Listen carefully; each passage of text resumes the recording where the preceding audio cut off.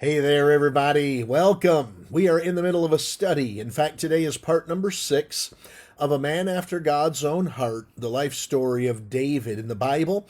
And we have gotten to the point where it's a back and forth between Saul and David. Saul is David's father in law, he's also his king, he's also his commander. And David is running for his life from Saul. Things get even more tense here. We're going to see Saul become even more manic and unhinged in his anger toward David. And we're going to cover the chapter of 1 Samuel 20. So if you can, turn your Bibles there with me. And that little bit lengthy chapter, 40 plus verses here, but a lot of it's dialogue, and we'll probably make some quick work of it. So 1 Samuel chapter number 20. And David fled from Naioth in Ramah, and came and said before Jonathan, What have I done? What is mine iniquity? And what is my sin before thy father that he seeketh my life? So we covered yesterday, chapter 19, and we know that David had gone to see Samuel in Naioth and Ramah. And then Saul sent 3 groups of men there to find him. And then Saul showed up there himself. And so David's getting out of here.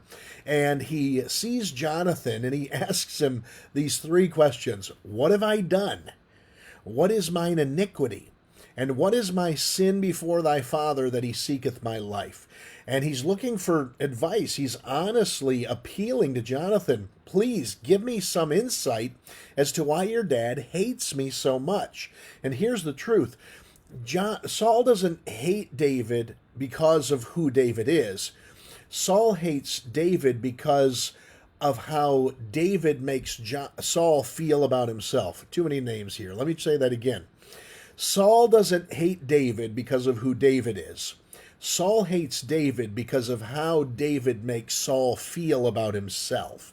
And I'll tell you, this is where the sins of pride and ego and envy, those things will get you to this place where you don't feel good about yourself, you don't feel successful enough, you don't feel like you've done enough because of the accomplishments of other people, maybe the attention that other people get, and so you start feeling sorry for yourself to the point where you want to destroy the other person. When we look at Saul and David, that is the crux of why Saul is trying to murder David. But I'll tell you, on a much shorter scale, a smaller scale, this is where all criticism lies as well. We criticize other people because we feel better about ourselves when we put them down. We're jealous of their accomplishments, perhaps. We're envious of who they are or the life that they've built, or perhaps the blessings that God's given them. And so, because of this, we'll tear them down verbally because it makes us feel better. If we can point out all their flaws and negatives, then we're better off after those things are made known. And it's the same sins, just to differing degrees here. So Jonathan, verse 2, said unto him, God forbid, thou shalt not die. Behold, my father will do nothing, either great or small, but that he will show it me. And why should my father hide this thing from me? It is not so. So Jonathan's trying to reassure David, but it's not going to work. Look at verse 3. David sware moreover and said, Thy father certainly knoweth that I have found grace in thine eyes. And he saith, Let not Jonathan know this, lest he be grieved. But truly, as the Lord liveth, and as thy soul liveth, there is but a step between me and death. So Jonathan says, hey, if my dad were going to do anything to you, he'd tell me. And David said, I don't think you're living in reality, Jonathan.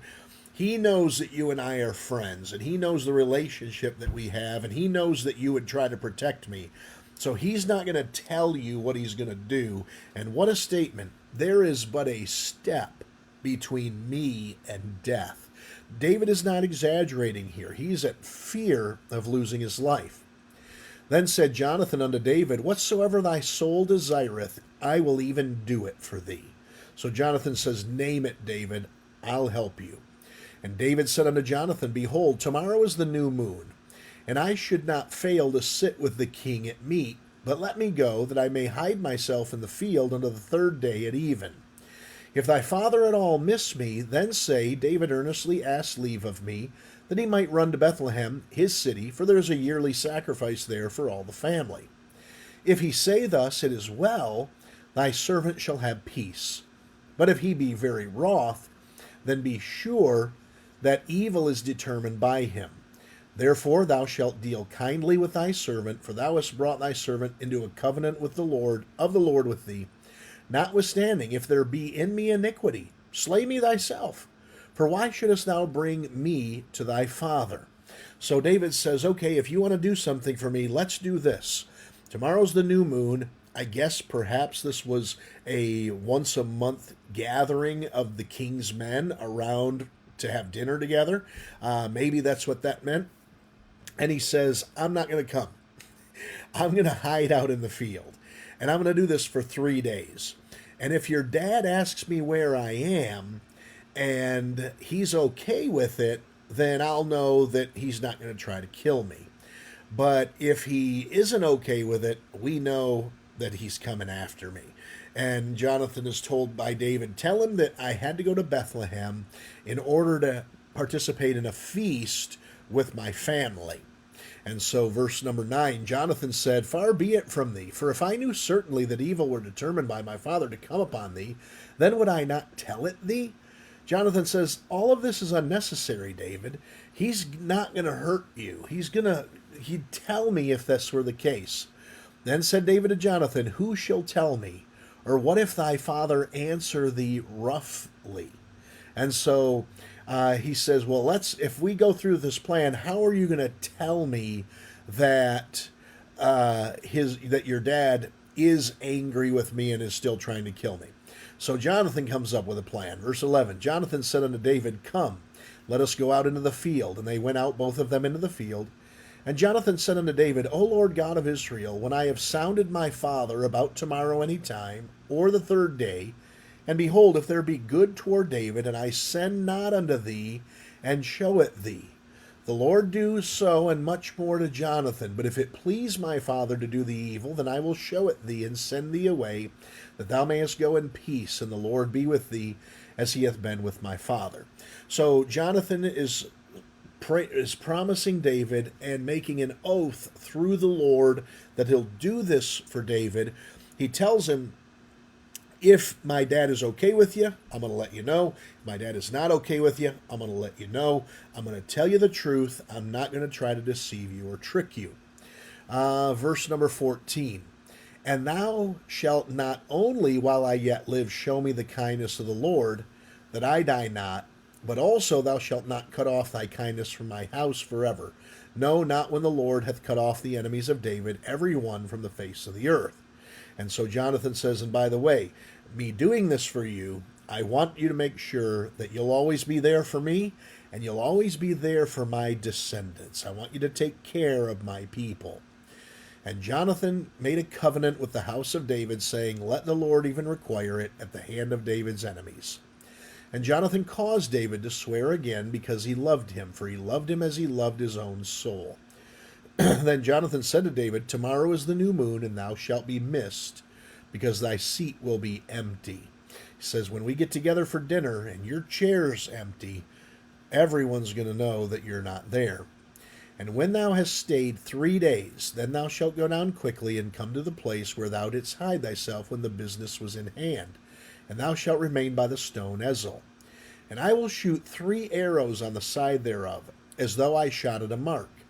And behold, I will send the lad, saying, go find the arrows. If I expressly say to the lad, behold, the arrows are on this side of thee, take them. Then come thou, for there is peace to thee, and no hurt, as the Lord liveth. But if I say thus unto the young man, behold, the arrows are beyond thee, go thy way, for the Lord hath sent thee away. And as touching the matter which thou and I have spoken of, behold, the Lord be between thee and me forever. So Jonathan's new plan is this. You're not going to be sitting at the table. You're going to be hiding out in the field. So what I want you to do is on the third day, after my dad and I have talked about you, if my dad is still peaceful with you, I'm going to bring a lad out and shoot 3 arrows on the side of you. and he's going to go out and fetch those arrows, and that'll let you know you can come back to the palace, everything's fine. But if I shoot the arrows beyond you, beyond the lad, and I send him to fetch them, then you know there's trouble, and you're going to need to get out of here. All right, so let's see what happens. So David hid himself in the field, and when the new moon was come, the king sat him down to eat meat. And the king sat upon his seat, as at other times, even upon a seat by the wall.